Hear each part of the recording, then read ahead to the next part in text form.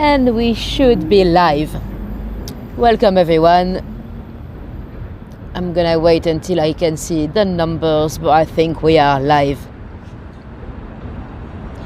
Hi again Ronnie, hi again Matthew, hi Janie. Oh, and Gerard is here. Welcome Gerard. So Gerard is in the house, Curious Tales on Tours. If any of you did not know my colleague Gerard, feel free to, if you were to click on Gerard's little icon, you should be able to reach his channel. So if you didn't check out his tours yet, you should definitely do so.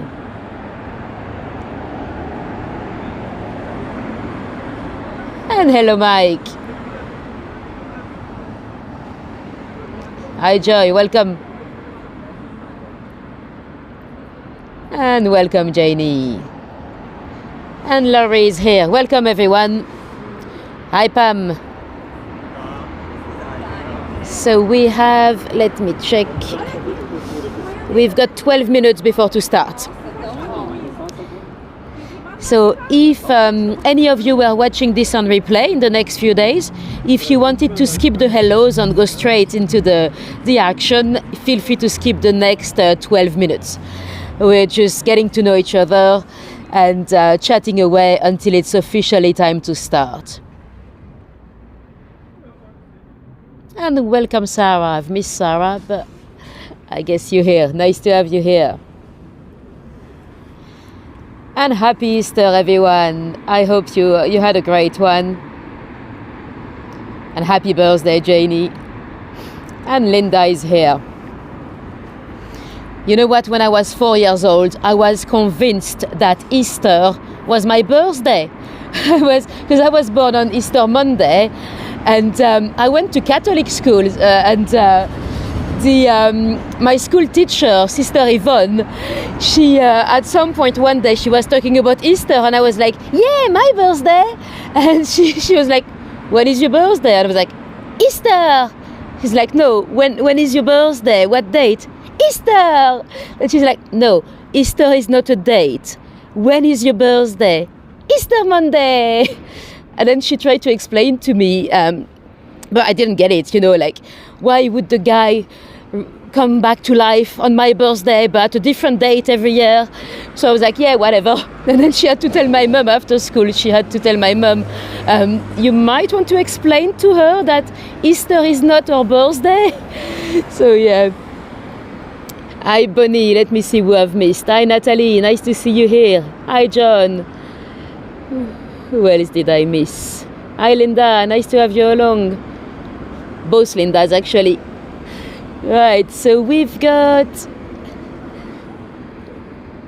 10 minutes exactly before it's officially time to start. And let me flip this camera around. You where I am. So we are on the embankment.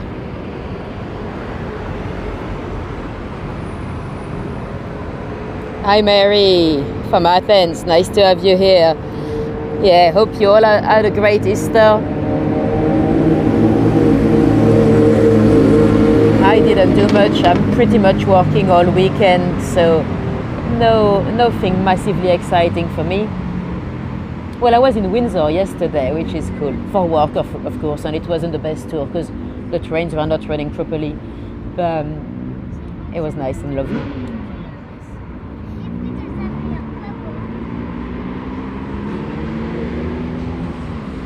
And welcome Mitzi.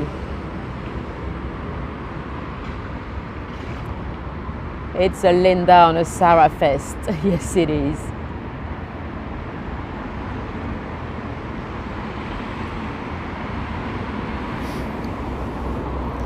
So it's quite, well, it's not warm, but it's not cold tonight in London, so we're lucky.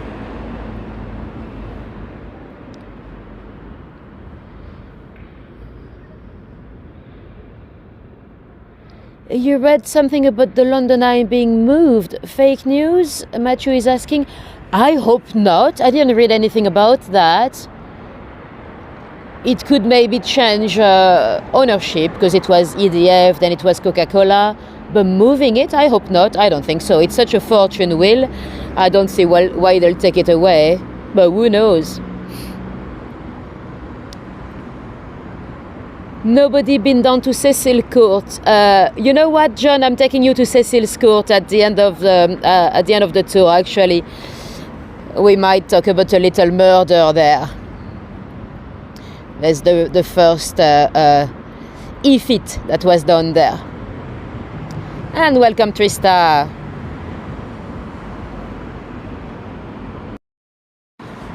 So we still have about 7 minutes before to start. And Sandrine is here. Welcome, Sandrine.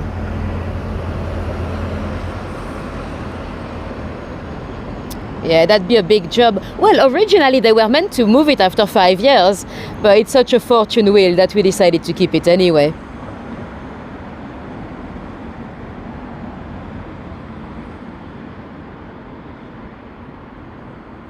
Okay, that's a Scottish Facebook group. Oh, interesting.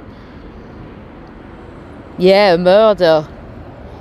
I don't think I didn't cover it last time I did this tour, but I decided to add a little murder as well.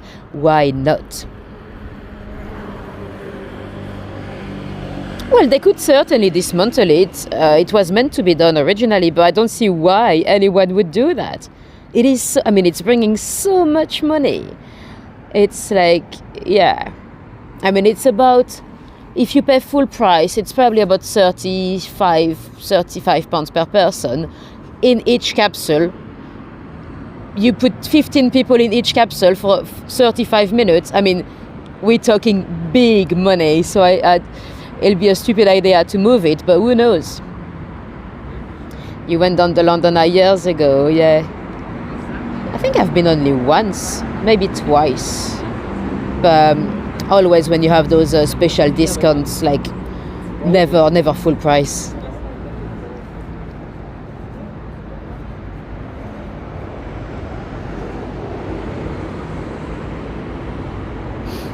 Right, so we've got, let me check, oops, 5 minutes before it's officially time to start.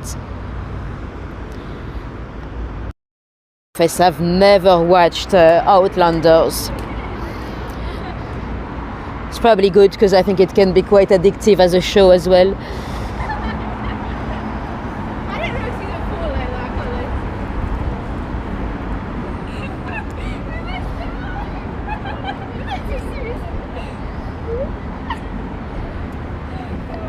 that. Yes, David did stream from the London Eye once. The London Eye, by the way, if you wanted a capsule for yourself, for you and your family or you and your partner, I think it's about £680 for 35 minutes. It's quite common for proposals, but usually if it's only two of you, I hope YouTube is not gonna pick up the copyright on this one, the guy playing with music behind me.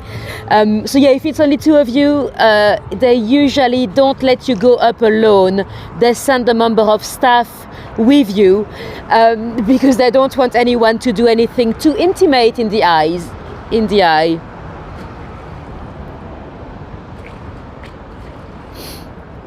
Yeah, beautiful views. Yeah, for the privatized capsule, because usually otherwise if you pay the normal price, you have about 15 to 20 maybe people in the same capsule as you.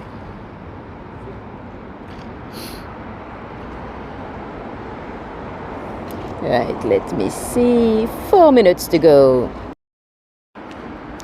Do we happen to have any newbies? Let me know if you happen to be completely new to my live. Don't be shy, say hello in the chat. We still have about 3 minutes before to get to know each other. Intimate in the eye, well, it's not very intimate. I mean, the visibility is quite, I mean, it's fully transparent, but some people like it, don't they? So yeah, apparently some people tried.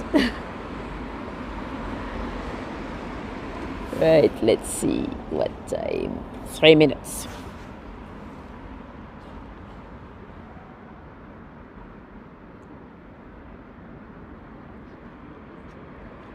and it is nearly 3:30 p.m. Oh, 3:30, 9:30 p.m. UK time. And Rose is here. Welcome, Rose.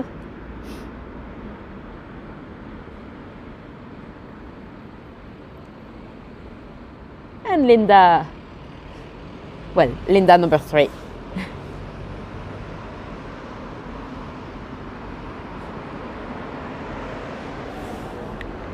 So, is it time? 2 minutes, 2 minutes to go. So happy Easter to everyone that just joined. Hope you celebrated today and that you'll have a great one tomorrow. I've missed a lot.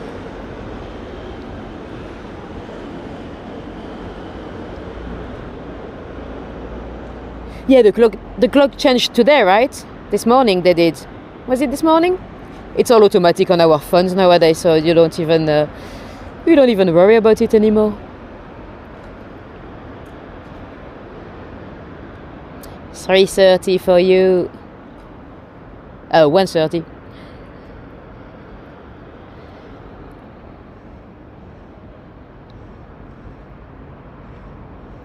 Oh yeah, tomorrow is April Fools. Happy spooky Easter. Yes, exactly, Elizabeth. That's how we like them. Yeah, we are now officially on British summertime. And I think in the next few days the King's Guard should remove their grey uniform. You know, they have a grey overcoat. They should go back to the red tunics. So that's much better for me, because when I do tours at the changing of the guards, people expect the red tunics in the winter, and they don't. Poisson d'avril, exactly, Mitzi. Right, let me check. And it is officially time to start. It is 9:30 p.m. UK time, so let's get started. Hello, Madame Z. So we've got about an hour together. We'll go for a little live walk about everything creepy about Charing Cross. If anyone was completely new to me, you're very welcome. I'm Nathalie, and let's get started. So you've got the chat. Ask me any questions you might have, or chat away. If I've missed any of your questions, don't hate me. It happens, and sometimes the chat goes a bit too quick for me. And let's go. So let me show you the Cleopatra's Needle. So this little monument here, well, not little, it's quite tall. It is the oldest monument in London. It is about 3,500 years old. It is known as the Cleopatra's Needle, although it has nothing to do with Cleopatra. When we talk about Cleopatra, we usually talk about Cleopatra VII, you know, the one that dated Julius Caesar. Apparently, Caesar in Latin was pronounced Kaiser. I never knew that before to do the research for that tour, but apparently that's how we got the name Kaiser for the German leader, and the Tsar in Russia. And so yeah, nothing to do with Cleopatra. It was actually gifted by Muhammad Ali. He was the ruler, not the Muhammad Ali, but he was the ruler in Egypt at the beginning of the 19th century. He gave it to Britain to say thank you for the Napoleonic Wars. And if you see the Sphinx, they are fake. They're not from Egypt, they're just here as a decoration. And they've been placed the other way around. Usually, if you go to Egypt, you have a monument, the Sphinx would be looking out, away from the monument to kind of protect it. Here, no. Apparently, they were placed the other way around originally, then they removed them to clean them, and they put them back the wrong way. So now they're facing the monument. Why not? So it was gifted by Muhammad Ali, although at first the British government said, thank you, that's very nice of you, but do you mind keeping it for now? Because it was going to be a little bit too expensive to bring it back. And eventually, 50 years later, they decided to bring it back. on a little ship called Olga. Sadly, that sunk. The needle was nearly lost. It was rescued by another ship, and would you believe that ship asked the British government for a ransom? So they had to pay $250,000 to get their needle back. And eventually the needle arrived on a different ship called Cleopatra. And we have little benches here on an Egyptian theme to go with the Cleopatra. If you go a bit further, you also have camels on the benches, so that's quite cool. And inside, right under the needle itself, they have placed, in late Victorian times, a time capsule. Inside you have a few pipes, a few cigars, a book about all the history about how the needle was brought back, and my very favorite, 12 photographs of the most beautiful ladies of the day. Now, I mean, we don't know who they featured. Who would you put today if you had to put 12 photographs of the prettiest British ladies of the day? Who would you put? I think I'd put the Princess of Wales, Anna Richardson, Maggie Smith. No, I don't know. Who would you put? This, by the way, it used to be known as the Hungerford Bridge. Nowadays, we either call it the Jubilee Bridge or the Charing Cross Bridge, because you actually have 3 bridges. You have the rail bridge in the middle and 2 pedestrian bridges on each side of it. Charlize Theron. I don't even know who she is, Linda. I need to Google her if she's that pretty.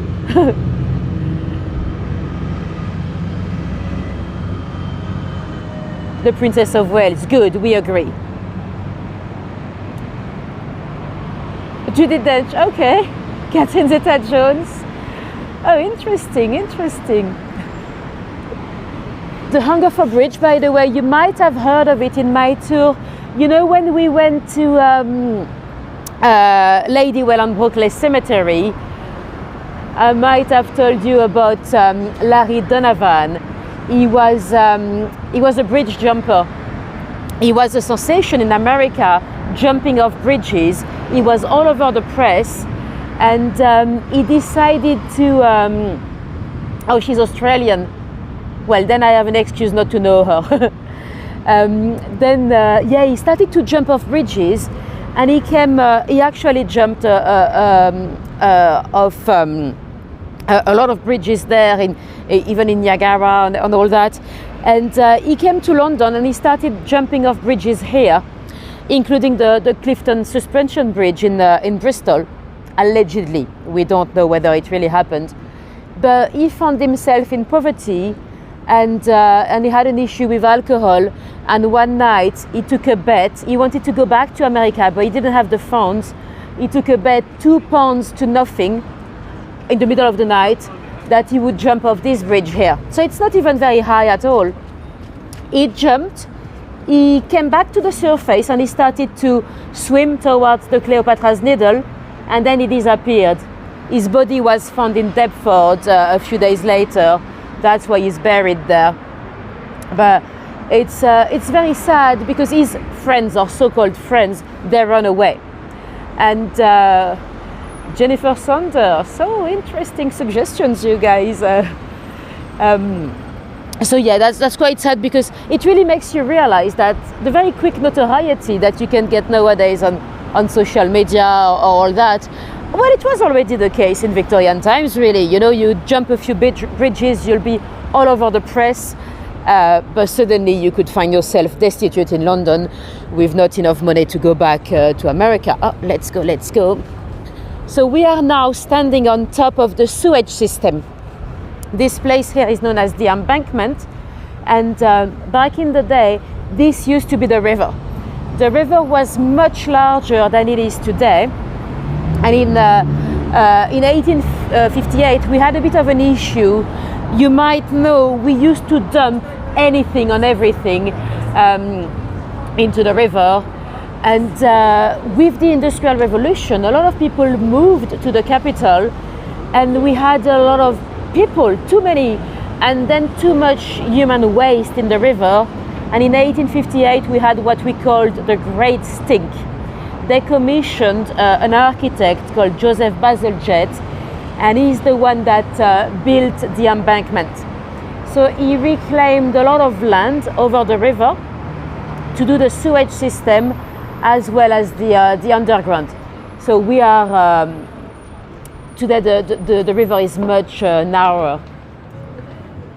And let's go into Embankment Station.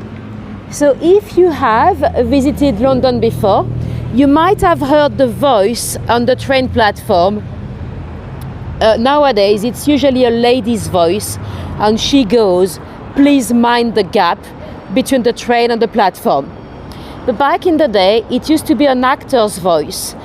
His name was Oswald Lawrence. It was recorded in the late 60s, and he used to go, "Mind the gap, mind the gap." That announcement became very iconic. It was on for decades. At first, they wanted to use another actor, but they realized in their contract that they were going to have to pay royalty fees every single time they played it. And that's literally thousands of times a day. So they scrapped that contract, and they asked one of their engineers to do the voice. And eventually they commissioned Oswald Lawrence, because he didn't have that little detail in the contract. He was originally from Germany. He died in 2007, but his widow, Margaret, she used to love coming into London, because then she could take the tube and hear the voice of her late husband. Very good impression. Oh, thank you, Gerard. I'm trying well. So yeah, Margaret McCollum, Dr. Margaret McCollum, she used to love coming here, and she was a bit disappointed because from the year 2000, they started to change the voice from station to station. And in 2012, Embankment here was the last station where they still played the voice. And they changed it as well. They changed it to the lady's digital voice. So she was gutted. She was really disappointed. So she sent a letter to TfL. TfL is Transport for London. She asked them if they would be kind enough to send her a CD of her late husband's voice. Originally, TfL said no. They couldn't be bothered. They didn't want to look into the archive for the old tape. And then they changed their mind, probably their marketing team. So they looked for the tape, they digitalized it, they made a CD for Margaret, and they were like, you know what, why not? Let's play it again. So here in Embankment Station, on the northern branch of the Northern Line, the Black Line, they play it again. So now it's the very last remaining station where you can still hear the original "Mind the Gap." And with the coronation weekend, we had a bit of a surprise. The King and Queen, they actually made the announcement. So the King was saying, "Welcome to London in this coronation weekend." And Queen Camilla was like, "And remember to mind the gap." So that was quite cool. That was a bit of a surprise. Anyway, let's take a look at this beautiful little tea hut. Those little green buildings, you might have spotted them in a few different locations in London. They are known as the cab shelters or the tea hut. Well, they have many different names. I've even read road refectory. They were created for the taxi drivers. Now, the taxi drivers today, they are like the black cab right here. The black, that's a taxi, an original taxi. But back in Victorian times, they used to be on horse and carriages. And the coachman was exposed to the elements. The customers would be sheltered. Yeah, the Queen Consort, of course, Jenny. You can call the Queen Consort the Queen. She's the Queen. She doesn't get a number, like, I'm never gonna say Queen Camilla the First, of course, but she's the Queen Consort. Your dream home, yeah, I mean, this is probably much better than my room. So yeah, anyway, the coachmen, they used to get very cold, very wet. And when they didn't have any customers, sometimes they used to go and warm up in the pubs. But the pub owners, of course, they were like, if you want to use my shelter, you're going to have to buy yourself a drink. And, well, then we had a bit of an issue with a lot of the coachmen that were drunk. So they had to find a solution. And the solution came with the creation of those little tea huts. So, see, they could use that to this bar to attach the horses outside. Because when they went to the pub, well, they had to pay somebody to look after the horses, because otherwise the cart and the horses might get stolen. And then they'll have to pay for a drink, and then they'll get drunk. So really, it was a bit of an issue. So there's a philanthropist that decided to create those little tea huts. There were a lot of rules and permissions and, and restrictions, not permissions. They shouldn't drink inside, they shouldn't swear inside. They could buy themselves a coffee or anything inside, or they could also bring their own food. There was a cook inside, they would cook it for them. And they were exclusively for the taxi drivers. We used to have 61 of them. At the moment, we are down to 13. Most of them are closed today, but they're part of the heritage. They are listed for their historical heritage. So some of them are in a very awkward position in the middle of a new build.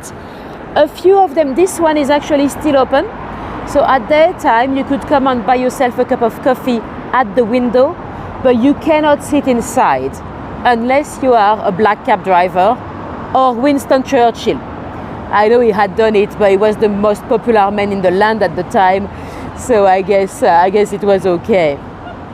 There's one of them in Chelsea on the embankment, looking towards Battersea Power Station and stuff, that has opened to the public about 8 months ago now. I still haven't had time to visit, but it's the only one that is open to the public as a little cafe. And those taxi drivers, by the way, the black cabs, they have an amazing memory, most of them. They have to take an exam known as the knowledge. The exam was created in the 1850s, and at the time they had to know every single street in a 6 miles radius of the Charing Cross. We'll go and see the Charing Cross in a moment. That was already quite a lot at the time, but today we're talking over 30,000 streets. I mean, it is mad. They're meant to be able to take you from A to B with the best route at the best time without any GPS or anything, and they have to know London history as well. So, if you wanted to take a taxi, as a tourist especially, if you wanted to take a taxi in London, I highly recommend those guys, because they can be a bit like a tour guide. If you want to chat to them, of course, you don't have to, but yeah, they have an amazing knowledge. I actually did a tour in a black cab today. I do some tours, some private tours in a taxi sometimes. And let's go and take a look at a good old pub. I love my pubs, and there's one here that is connected to a story we might have spoken about. A lot of you were here when I did my tour about Thomas Neil Cream. The serial killer that used to kill sex workers with pills. He would give them pills pretending that they are preventive against venereal disease. Or one of them, he was even pretending that it was for her skin. I know today it would seem mad to accept a pill from a complete stranger, but he was a doctor at the time, a gentleman with a top hat, a doctor. And one of the sex workers he believed he killed was named Louisa Harvey. They met on the embankment, and he gave her a couple of pills that she pretended to swallow, but she actually had thrown them over her shoulder into the Thames. Well, would you believe? So he believed he had killed her, he left her there, and he was convinced she was dead, because that was strychnine poison in the pills. But she didn't. And apparently one day, months later, they ran into one another in the street. But Thomas Neil Cream was very intoxicated. He used to take a lot of opium. He did not recognize her. he took her for a drink in this very pub. Mullen Arms, now it's the Sherlock Holmes. When she turned up, when eventually he got caught, she turned up at the trial. Apparently he was all white. He believed he had seen a ghost. He had no idea how she had survived. Anyway, I'm gonna try not to say anything too interesting in that little street here, because sometimes the signal drops a little bit. Let's see. Your first London dinner, nice. Bad Thomas, yes, horrible, horrible killer. I think poisoners are even worse because, well, all the killers are bad, but poisoning people, it's like that. Oh no, you don't even see them die. I mean, no. Not that I support any serial killers, but you know. Anyway, this little home here. That was the home of Benjamin Franklin. Ben Franklin, let me show you his photo. Well, it's not a photo, it's $100 note. So that's Benjamin for you here. So he was, of course, a diplomat, a man of science, and he lived here for a while before to go back to the United States. Oh, hold on, it's stuck. Yeah, there you go. And nowadays it's a little museum, so you could go inside and it's quite interesting. But would you believe? So about 200 years after Benjamin Franklin left, in 1998 to be precise, they decided to do some work in the garden, and they found a lot of human remains. There was a little basement that had been forgotten about, and in there were hidden about 15 bodies. 6 of them were children. We're talking more than 1,200 bones. And they were dated back to the time of Benjamin Franklin. So at the time, everyone was shocked. They were like, was Ben Franklin a serial killer? Well, we don't think so. It turns up that the son-in-law of his landlady was a chap called William Hewson. He was an anatomist. He was a surgeon. He had been studying anatomy with William Hunter in Edinburgh, but they fell apart. William Hunter was fighting with everybody anyway, and yes, Ben's flat. Well, he was sharing the home with different people. And William Hewson, we believe, might have held some illegal anatomy lessons and dissections. You know, we've spoken about that in some of my tours before. At the time, the only bodies that were given to science were the bodies from the executions. So there were some, but not enough. So if you wanted to have pregnant ladies or children to work on, they had to get them by illegal means.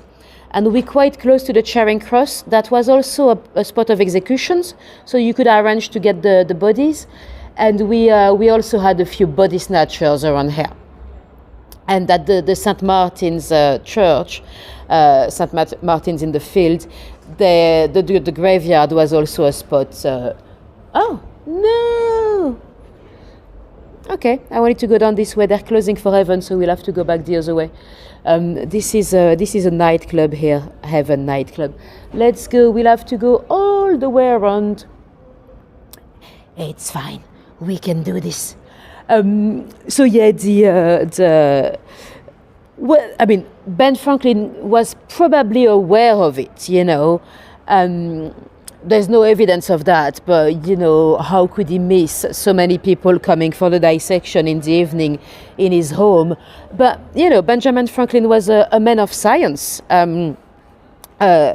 So, because you know, those dissections at the end of the day, they were very much needed. You know, whenever I go to for surgery today, of course, I'm very happy that they have the knowledge that they have. So.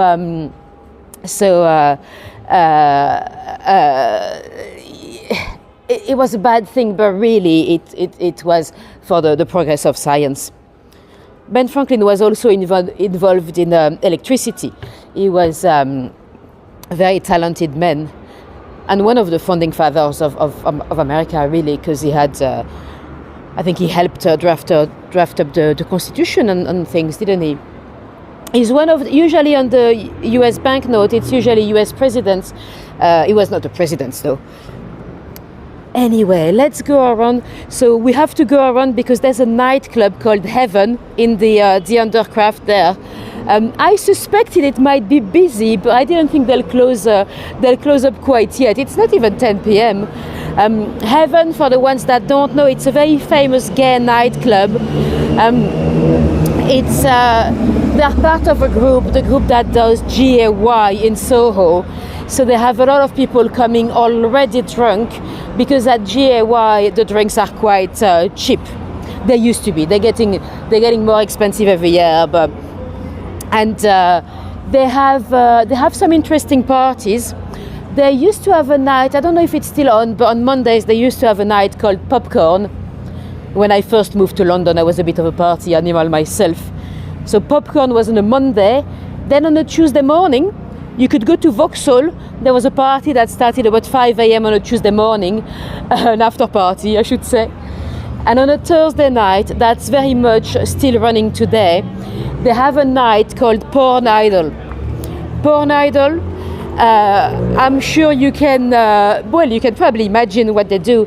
It's basically a big night. It's a large club. You can have a lot of people. You can basically sign up, boys, girls, to do a striptease for free. And to be honest, I always feel quite bad for them, because Thursday night, it's one of the nights where the drinks are very cheap at GAY. So people turn up very drunk here and they sign themselves up to do a striptease. You could win. If you are the winner of the night, you might win like 200 quid or something. But they're so drunk. And sometimes it's not only alcohol, that, you know, the morning after they probably regret big time when they see the videos from their friends and everything. So to me, it's almost a bit like abusing on drunk people to have a free show, you know.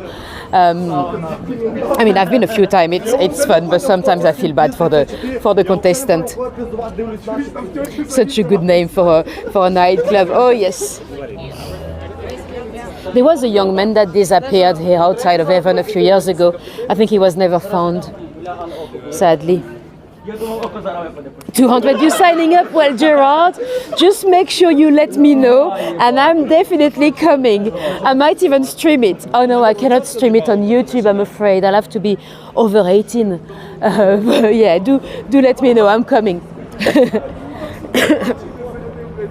And not only it's bad, but it's not bad, it's fun. This is the Gordon's wine bar, by the way, oldest wine bar in London. But the MC of the night is also a little bit mocking, you know, a bit like the guy that does Come and Dine with Me, you know, the voice of, a bit like, just a bit on the mocking side. Thank you so much, Nathalie. Anyway, talking about gay men, we are going towards Buckingham Street, named after the first Duke of Buckingham. His name was George Villiers. George Villiers was, one of the favorites of James I. James I, you might have heard of him. He was famously openly bisexual. Now, I probably wouldn't say that for sure, because the truth is, I don't like to speculate too much about the sex life of our monarchs of the past, because the truth is, we don't know. Of course, James had a lot of favorites, boys, gentlemen, I should say, but whether it was really sexual or not, we don't know for sure, because James I, like all the kings, he had many enemies, many. Did anyone ever accuse him publicly of sodomy? No. So we will never know for sure, but George Villiers, let me show you George with his beautiful legs. I'll move him here. So this is George Villiers, the first Duke of Buckingham. He had a very large house here on the site, and it was known as York Place, a very large building, and eventually it was going into disrepair, and they wanted to destroy it and redesign everything around here. So George Villiers was known as George Villiers, Duke of Buckingham. And eventually George agreed at one condition. It's that all the streets around here, the new streets that would be designed, they would be named after him. So you had George Street, Villiers Street, Buckingham Street, Off Street, and Duke Street, Off Street, and Buckingham Street. So this is Off Street is actually my favorite. It has been renamed since, because quite frankly it was quite ridiculous. But yeah, we still have, I think George Street has also been renamed, so we still have Villiers Street and Buckingham Street. And we still have a little bit of his palace straight down. We'll go and see that as well. But for now, the white building down here, we had an artist that lived here. His name was William Etty in Victorian times. And he used to paint a lot of nudes, male and female. Oh, we're talking about nudes a lot tonight. Male and female. And at the time, they were seen as very titillating, for Victorian society. It was so titillating. And so he lived here. You can see a bit of the blue plaque. And apparently there's a ghost, a naked lady. So she's coming, the ghost is naked and she's flashing people here. I hope she doesn't come out, because on YouTube I'm not allowed to show any boobies or anything like that. But yeah. I love my ghost stories. Some of them are a bit more believable than others. But yeah, apparently one of his models might still be haunting the building naked. And there's another gentleman that you may have heard of that used to live on this site, different building, but on this site it is Samuel Pepys, the famous diarist. Samuel Pepys was living in the 17th century, so he famously lived through the Great Fire of London, the coming back of the King Charles II, the plague. So he lived on a site on a house on this site. Samuel Pepys, if you are from the UK, you might have read his diaries at school. But I think you might not have read the full version at school, because it's actually a sanitized version we study. The original one was full of naughty details, like him, cheating on his wife, but also perving on some girls at church, touching ladies on the street, probably not very consensual, and even kissing the dead body of the late queen laying in state. So yeah, a lot of naughty little details that are a bit surprising. He had kidney stones and bladder stones. He had an operation. I mean, no anesthetics or anything at the time, so crazy operation. And then he kept the stones. So whenever he had a guest, he was like, "Hey, do you want to see my kidney stones?" He had them in a little compartment, in a little jar or something. Anyway, so this is the back of Gordon's wine bar. Very, very old and very much haunted as well. It's in the basement, the wine bar.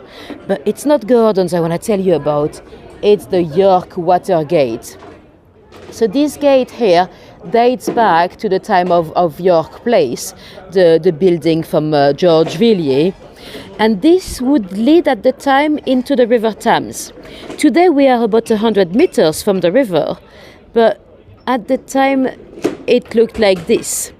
So the guest could arrive on their boat, and they would enter straight through here.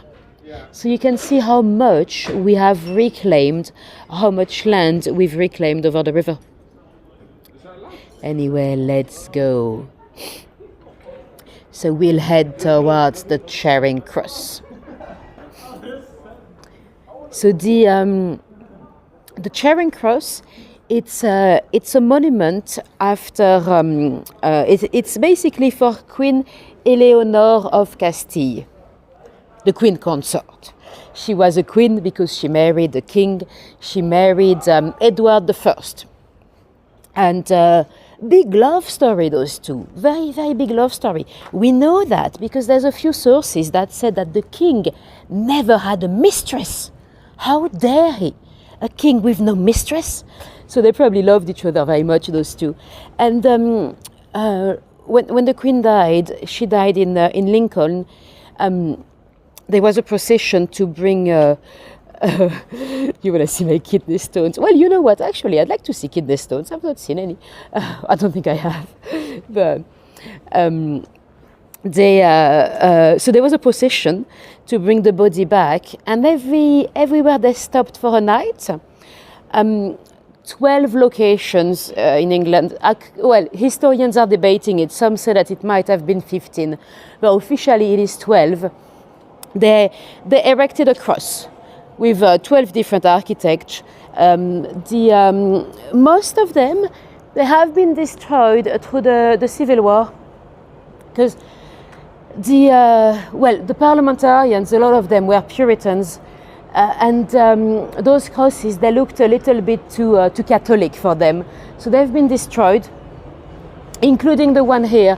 The one we'll see in a moment is they've redone it much later. It's Edward Middleton Barry that designed it, very different from the one that used to be here.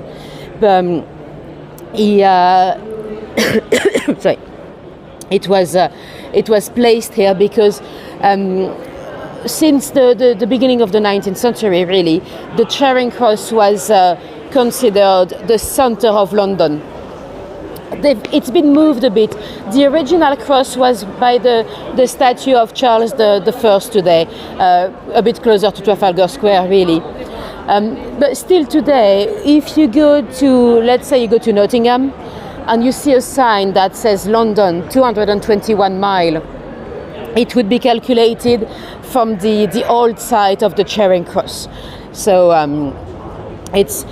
geographically, it's not true. Geographically, the centre of London is actually Lambeth North, so south of the river, would you believe? But it's the Charing Cross that we use.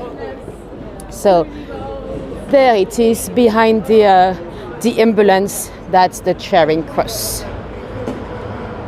So this one is the modern version. It looks nothing like the original one, apparently. Anyway. Let's go and have a sneak peek into the station for a little murder story. We're not going to stay long because they never like you to film anything in the station, but I'll show you the inside quickly, then we'll come back out. So in 1927, in Charing Cross Station, they had a luggage facility. You know, if you came to spend the day in London and you didn't want to carry your luggage with you, you could leave it at some kind of like a cloak room, and you could come back and collect it later. And there's a gentleman that brought in a very large suitcase. He gave a name, he paid the fare, left. And over a week later, the staff to think that suitcase was smelling a bit full, really. I mean, it was so bad that they called the police. When together they opened the suitcase, they found a dead lady. Oh, Mike, interesting question. Mike is asking, where does Charing comes from? Well, there's a little urban myth. It's completely rubbish, but a lot of tour guides would tell you that Charing is for chère reine in French. Because Eleanor de Castille, she was actually half French. So that would be chère reine, dear queen.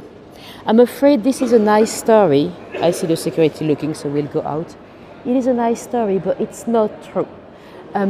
Charing, it's actually an old Saxon term. It's for the bend in the river, the way the river bends. Apparently, there was a way to say it that was Charing. Thank you so much, Elizabeth. Thanks for your support. So, they found the dead body in the suitcase. They didn't know where to start, but on the dead lady, there was, she had underwear. You know, back in the day, even not that long ago, even when I was a kid, sometimes when you'd go for a school trip or anything, your mum would sew some little tags on your underwear, or on any of your items of clothing. I'll show you the image. Where is it? So that's what it said on the underwear. There was a little tag that said P. Holtz. Now, the police was looking for someone called P. Holtz, and they found a lady in Chelsea called Patricia Holtz. So they interviewed Patricia. She was very much alive. So they did ask her, is there anybody that could have stolen or taken some of your underwear? And Patricia, she said, yeah, you know what? There's a lady that used to work for me as a servant. Let me get rid of the photo. Oops. No, go away. Sorry, the photo is stuck. Bear with me 1 sec. So there was a lady that worked for me, a Mrs. Rolls. And she's been dismissed. She left the job, and she might have taken some of my underwear. So the police was now looking for a Mrs. Rolls, which they couldn't locate, but they found a Mrs. Minnie Bonatti that used to be known as Mrs. Rolls. She had fallen into hard times, and she had become a sex worker. Sadly, you know, it's often people in the sex trade that are targeted for murder. So they had a victim. They identified her. It was indeed Minnie. She had gone missing. I'm gonna wait because it's a bit noisy.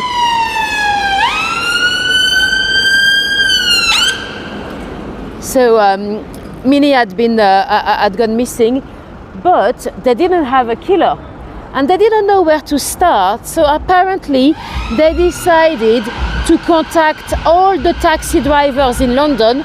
See those black cabs like across the street here? They asked them to come to the police station to see if any of them, by any chance, would recognize the suitcase, you know, the big suitcase that had been left at the station. And one of them, not only did he recognize the suitcase, but he was like, yeah, I picked it up 10 days ago from 86 Rochester Row, that is in Pimlico by Victoria. So not only did he recognize the suitcase, but he actually knew the very address from which he picked it up.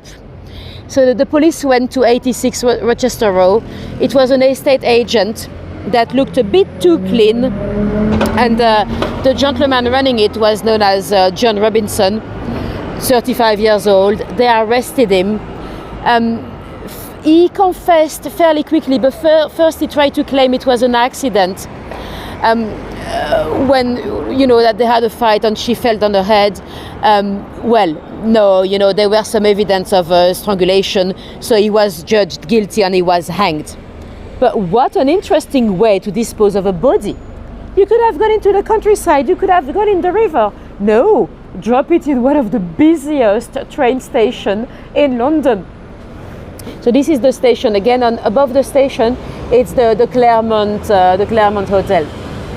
So yeah, those taxi drivers, amazing memory, really. Apparently, I read a study that on average, most of them have an IQ that is slightly higher than us. Lucky them.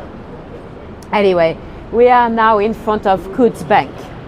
Coutts, that might ring a bell because we spoke about Angela Burdett Coutts not that long ago when I was in King's Cross. Angela, she was the daughter of Thomas Coutts, the chap that created the bank. Very prestigious bank. That's where the king keeps his assets. They have a long history of connection with the royal family. Thomas Coutts was a good friend of Queen Victoria. And guess what? The building is haunted. They famously have a ghost, or they had in the 90s, a headless lady. Well, it seemed like a lady, but it turned up that it was very probably a gentleman. Some of the staff refused to come to work because they had seen Nigel Farage's old bank. Oh, I didn't know. Well, if you want to open an account here, you need at least £500,000 to be able to be considered. They would open champagne and everything for you, but make sure you have enough, because it might be embarrassing otherwise if you just stepped in to open an account and you didn't have any saving. Anyway, so the ghost, the headless ghost, was scaring the staff. Apparently, some people refused to come to work, and eventually the manager had enough. In 1993, he decided to commission a medium, a psychic, to come and do a little séance in the bank. And the medium came. He did have a sighting. He claimed that it was the ghost of the 4th Duke of Norfolk. The medium himself was quite well known at the time. His name was Eddie Burke, and he was convinced it was Thomas Howard, the 4th Duke of Norfolk. Howard had indeed been beheaded, so that would make sense. He was beheaded because he was plotting against Queen Elizabeth I. He was trying to marry Queen of Scots, to have a Catholic plot against the Queen. That didn't go through, and he was beheaded not far from here, actually. He had some land in Covent Garden. And in the 90s, they decided, with the manager of the bank and the Duke of Norfolk, it's not the same today, I think he's passed away, but the Duke of Norfolk from the 90s. So they had a service at the Catholic Church of Covent Garden to put the Duke to rest, to finally give the ghost a chance to go away. And the Duke of Norfolk was interviewed. He was coming out of that service when a journalist spotted him. So he was like, Sir, how does it feel to have put your great uncle to rest? And the Duke of Norfolk looked at the journalist and he was like, you know what? I don't believe in ghosts. So he had played along, but he didn't care really.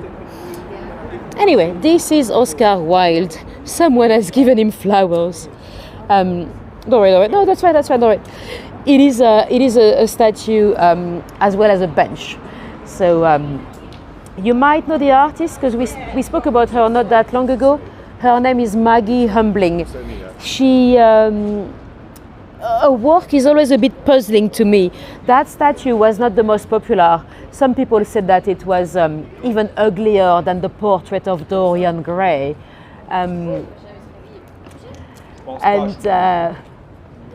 Pisas used to be Mary. Well, anyway, this is St. Martin's in the Field. It is a church that was rebuilt by Henry VIII. Henry VIII, he had his large palace, the Palace of Whitehall. That was a bit further down, massive palace. It was going pretty much all the way from here till Trafalgar Square. No, we are in Trafalgar Square, till the Parliament. And it burned down in 1698, so we don't have much of it left today. Why is it my fault if you rebranded your name? So yeah, he basically when the plague was around, he did not want people to have to come in front of his palace to go to church, because they would have had to walk down in front of Whitehall Palace to go to Westminster Abbey or St. Margaret Church. So he decided to rebuild this church here, so people could come and worship here, and they wouldn't bring him the plague by the palace. So that's why St. Martin's in the Field came back. It is also where Nell Gwyn is buried. They have a crypt. In the crypt today you have a cafe, so you can go and have a croissant and a coffee on top of the graves. And the graveyard was also massively targeted by the body snatchers.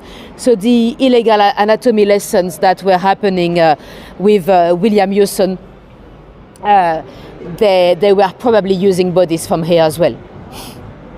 You know, I told you it was probably William Hewson. It's very, very probably William Hewson, those bodies, because when they found all the bodies under Ben Franklin's home, they also found the remains of a turtle with mercury.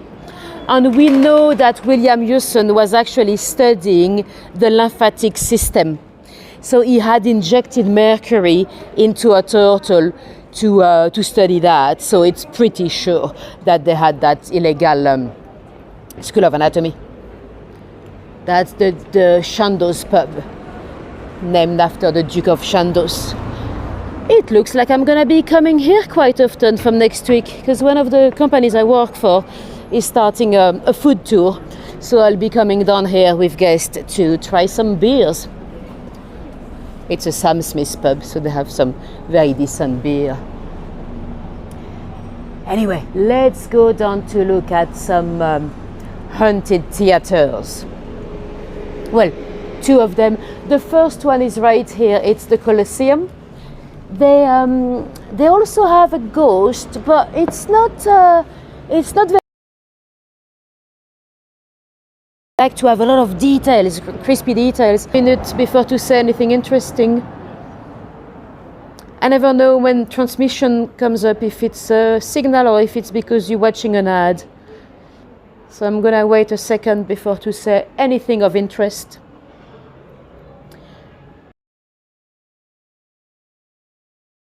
Haunted by the ghost of transmission again, so let's move on.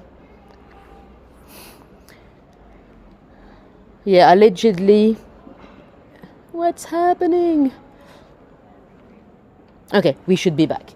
So allegedly it is haunted by the ghost of a soldier, a First World War soldier, but there's not been any sighting of that ghost for decades and decades. You've eaten over half of your Easter eggs. Naughty, Janie. Anyway, this is the Duke of York Theatre. The Duke of York, not named after our actual Duke of York, because that is Andrew. No one wants a theatre named after Andrew. To be the Duke of York, you don't need to do much. All you need to do is to be the second son of the monarch. So this one is actually named after George V. George V, you might ask me, why is he was he the Duke of York then? Because he was, of course, the king eventually. But he was the Duke of York because at some point he was the second son of the monarch. He was actually the spare. He had a big brother, Prince Victor Albert. I'm sure you know about Victor Albert because it is Prince Eddie. You know, they've got two names. So we spoke about him in my Jack the Ripper tour. He's the one from the Royal Conspiracy. The one that died early. He died of a funny epidemic, an epidemic that made you cough and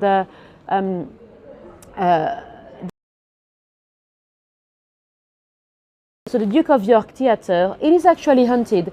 There's a ghost that is probably the ghost of a former landlord. They have a play at the moment with the chap that plays the Duke of Edinburgh in the first season of The Crown. Apparently it's very good. My friends have been last week. Anyway, so they have a ghost.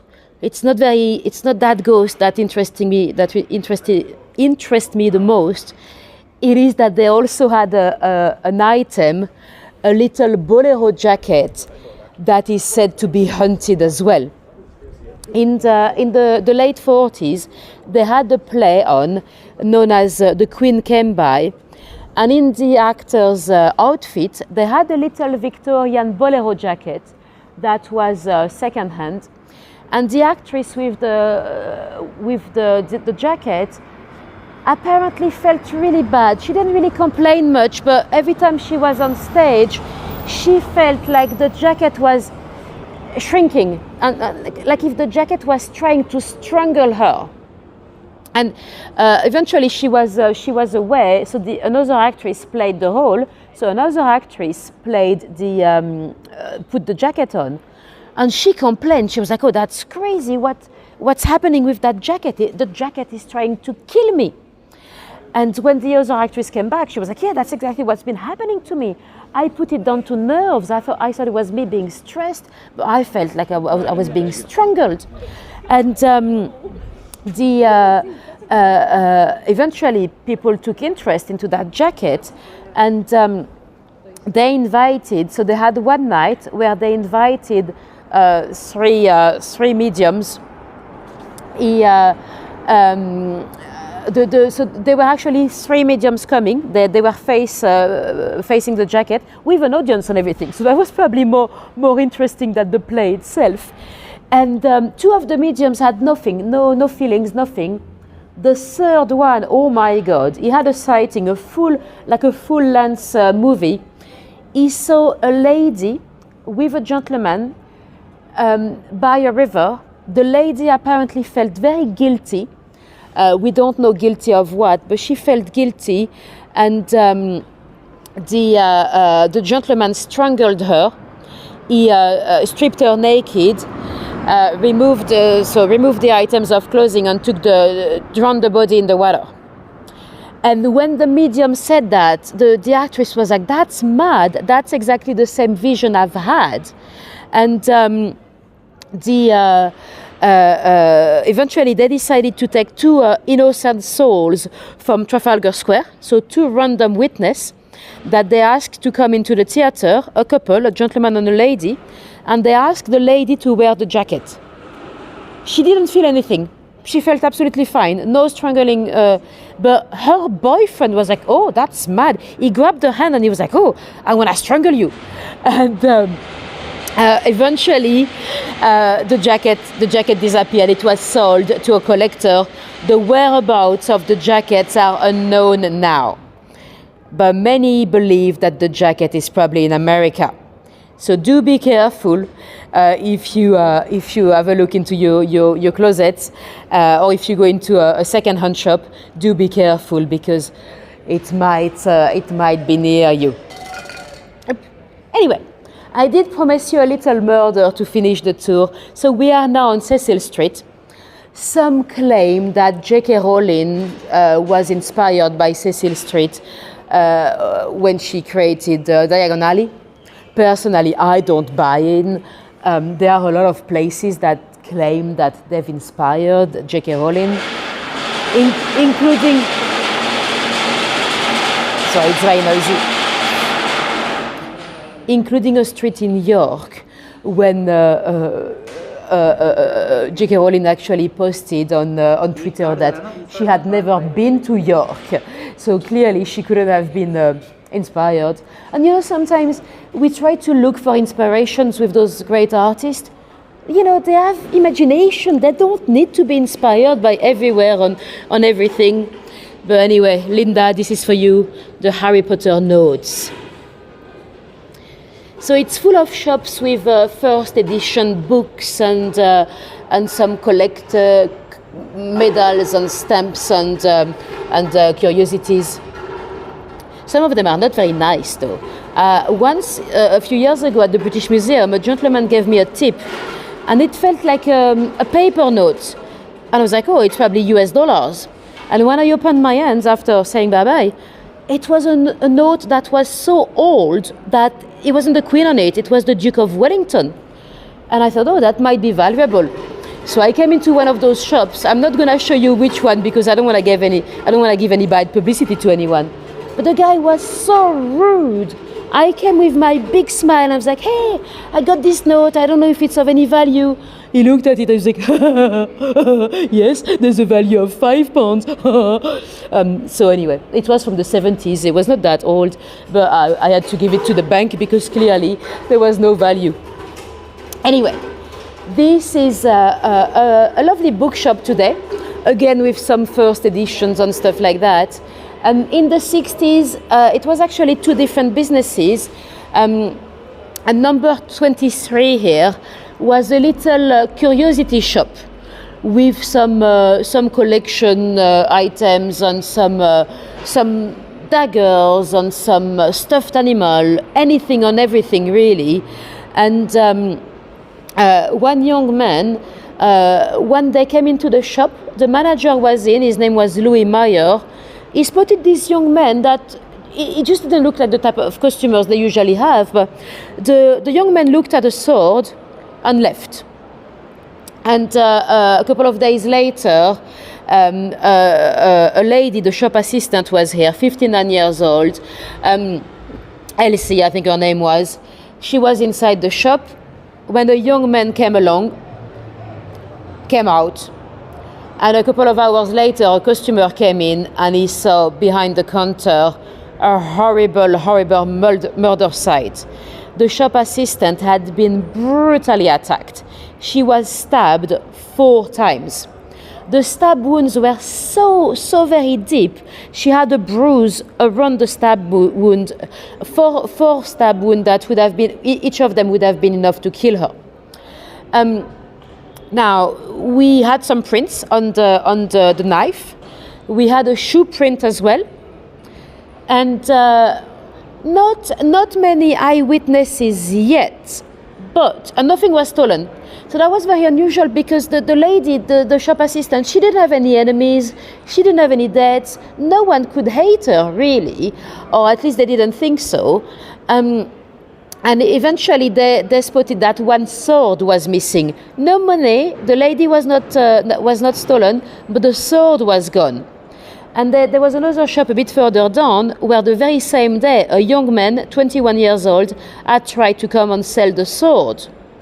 So they asked the boss here to do what they called at the time identikit. Today we would call it an e-fit. It was a new technique from California. We had done some sketches before, some sketches of potential criminals, but having different layers with different nose, different eyebrows, that was very new. So they did an e-fit of what Louis Meyer had seen, and an e-fit of the gentleman that the other shop, the one where the sword was sold, and the two e-fit looked incredibly similar one to another. And when he tried to sell the sword, he was with a young blonde girl. So the young man was mixed race. He was half Indian and with a blonde girl. The blonde girl, the girlfriend, she had no idea. And when she saw the e-fit in the papers, she said to him, "Oh, it looks like us. It looks like you." And a few days later, one police constable is walking the streets here. He actually had the e-fit in his hand when he spotted a young couple, a mixed race gentleman and a blonde girl, looking at the rings in a second-hand shop because they were engaged, and he recognized him from the e-fit.